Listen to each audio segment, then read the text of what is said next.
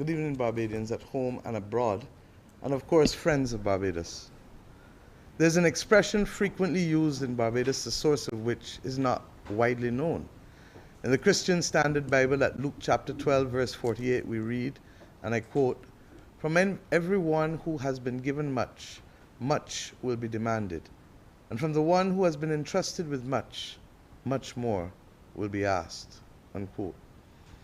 It is with this biblical understanding of the tremendous confidence and responsibility placed in the Barbados Labour Party and myself as Prime Minister that I thank you for the unprecedented mandate of a second term with all of the seats in the lower house of Barbados. We are most honored. We are humbled. Most of all, we are committed to delivering for all of the people of our country. Our new development agenda, which we titled in our manifesto, Our Barbados, Owning Our Future, is a transformative one, intended to build human and social capital and a sustainable economy in which the skills of all of our citizens and residents are recognized and utilized.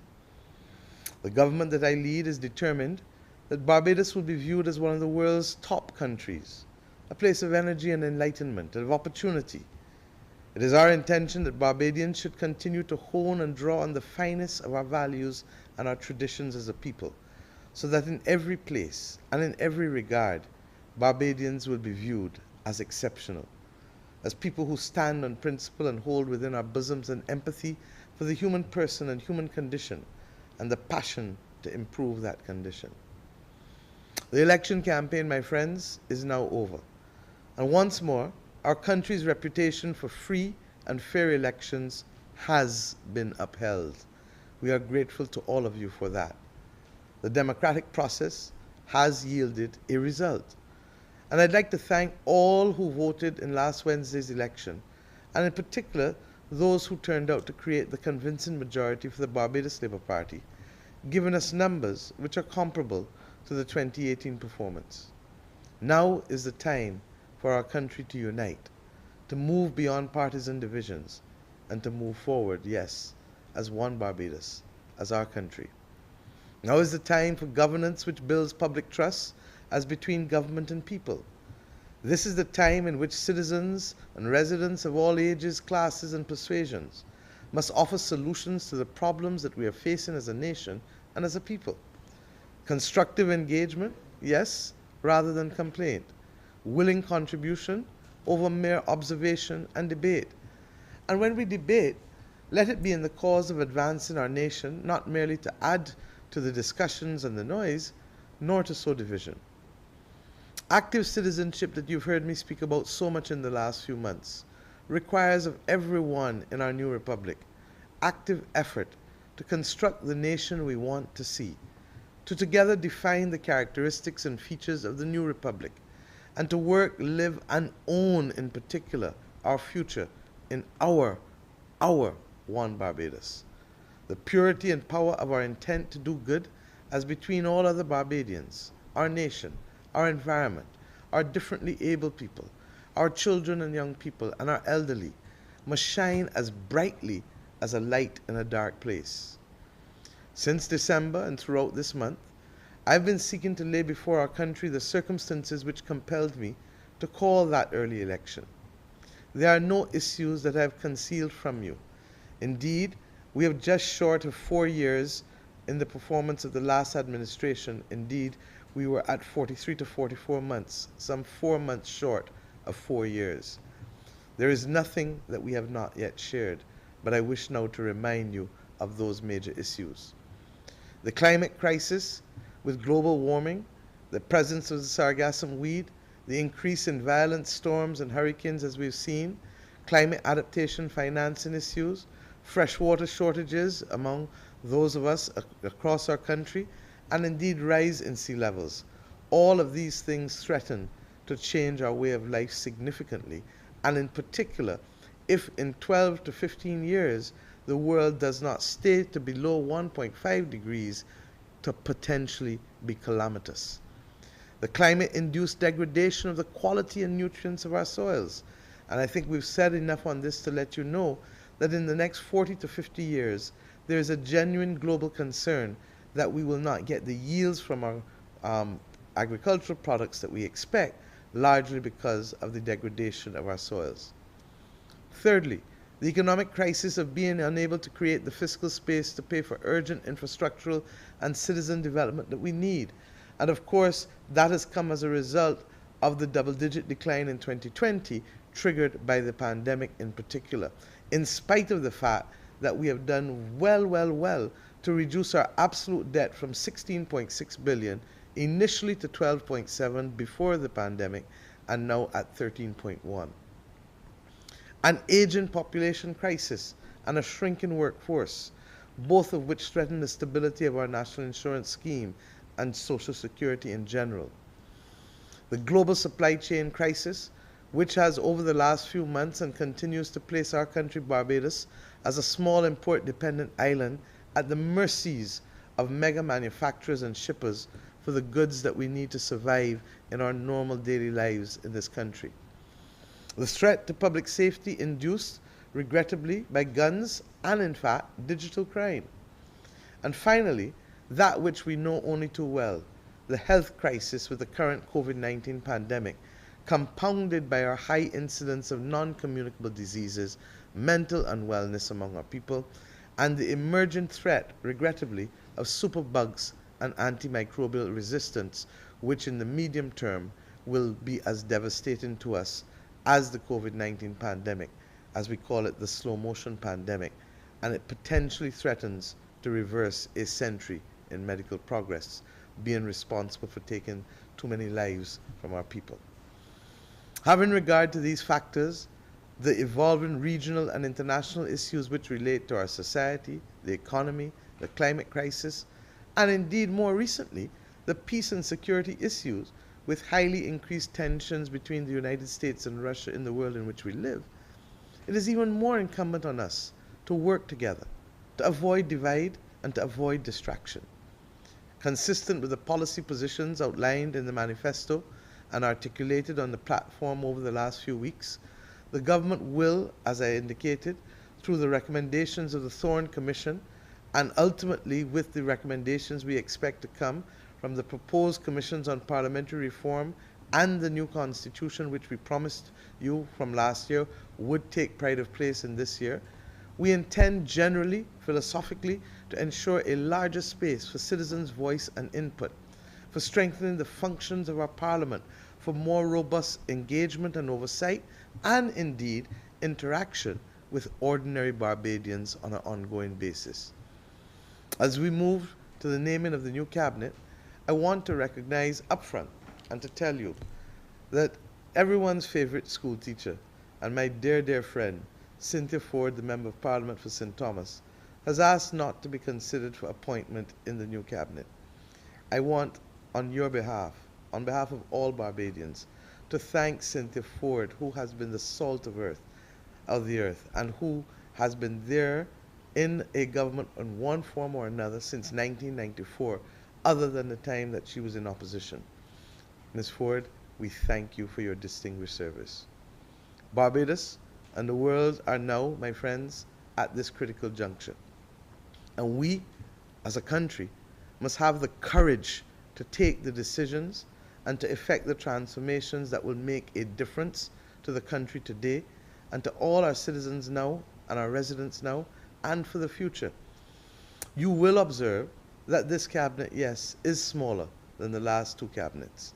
And yes, it will also at the same time, however, have greater supervisory oversight and capacity to ensure that the government's policies and programs are fully operationalized. We face simply too many critical challenges for us to continue with business as usual. It is against that backdrop, therefore, my friends, that you will hear me announce very shortly the choice of a Deputy Prime Minister, along with 3 senior ministers, as has happened in other Commonwealth countries, who will have special coordinating responsibilities for the following areas. 1, infrastructure. 2, social and environmental policy. 3, productive sectors. And 4, governance. It is my judgment that the cabinet which will best deliver, therefore, on the agenda that we have developed as a political party with the support of you, the people of this country, shall be constituted as follows. It is my intention, as your Prime Minister and Minister of Finance and Economic Affairs, to continue with the portfolio that I had prior to the dissolution of the last Parliament, and therefore will continue to have responsibility within my Prime Minister's office for culture, security, public service, CARICOM, and the development commissions.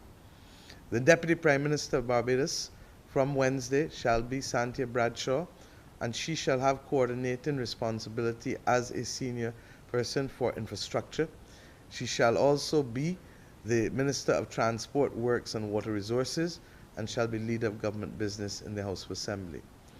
The Honourable Dale Marshall, who has already been sworn in as Attorney General and Minister of Legal Affairs, will assume the role as the Senior Minister coordinating for governance in our Cabinet, and I thank him for accepting that. Jerome Walcott will be the Minister of Foreign Affairs and Foreign Trade, but he will be the Senior Minister coordinating for all social and environmental policy as we go forward with this new arrangements. Kerry Simmons will be the Senior Minister coordinating the productive sectors, but will substantively be the Minister of Energy and Business Development. And may I say here that business development will include from small business to international business, because as we made clear in the last term, all global business is now local and all local business is now global. Wilfred Abrams will be Minister of Home Affairs and Information.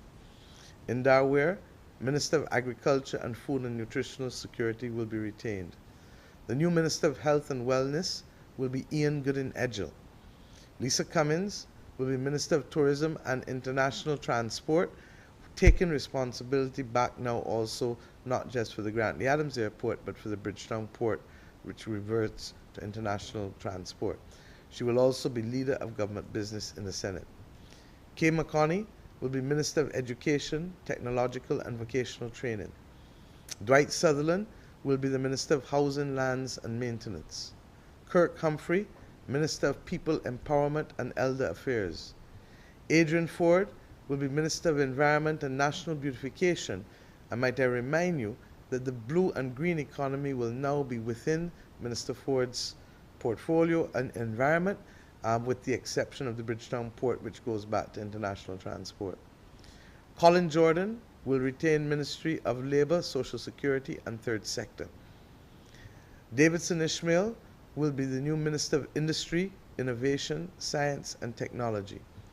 Charles Griffith, Minister of Youth, Sports and Community Empowerment. As before, Ryan Strawn will continue in my ministry, and he will be the Minister in the Ministry of Finance and Economic Affairs. And there will be a new person appointed in the Office of the Prime Minister as Minister in the Office of the Prime Minister, and that she will be Chantal Munro-Knight. Sonia Brown will be Minister of State in the Ministry of Health and Wellness, with day-to-day responsibility for the Queen Elizabeth Hospital and for NCDs, non-communicable diseases. Sandra Husbands will be Minister of State, both in the Ministry of Foreign Trade, but also in the Ministry of Business Development, stranding the two ministries, and this is a precedent that we've taken from other Commonwealth jurisdictions, largely because the two entities are completely linked and will require that kind of coordination. Rommel Springer will be Parliamentary Secretary in the Ministry of Transport, Works and Water Resources, but with responsibility for water resources. And Corey Lane will be Parliamentary Secretary in the Ministry of People Empowerment and Elder Affairs. It is the intention of my government in Parliament, as parliamentary members, to nominate as Speaker the Honourable Arthur Holder, and as Deputy Speaker the Honourable Neil Rowe. Peter Phillips we intend to nominate as Chairman of Committees and Chairman of the Standing Finance Committee. I want to address a new matter, however. Paragraph 9.14 of the report of the Ford Constitutional Commission recommended that the committee system in Parliament, including the joint select committees, be expanded and that committees be provided with adequate financial and staffing resources. In previous manifestos, the Barbados Labour Party had committed to making greater use of the committee system, but this proposal has never been formally put into effect, even though we had a number of ad hoc committees addressing different types of legislation in the last Parliament. I wish now to do so.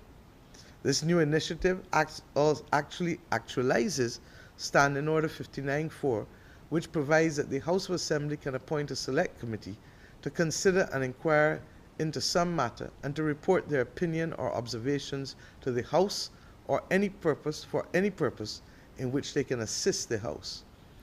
Under Standing Order 58.3.1, the House may appoint members to sit with senators as such a joint select committee.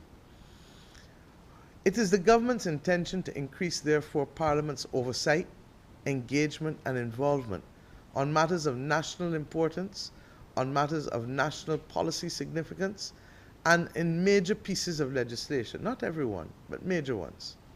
In that regard, therefore, we will add to and invigorate the system of standing committees of Parliament by the addition of 3 new standing committees to the existing committee that exists.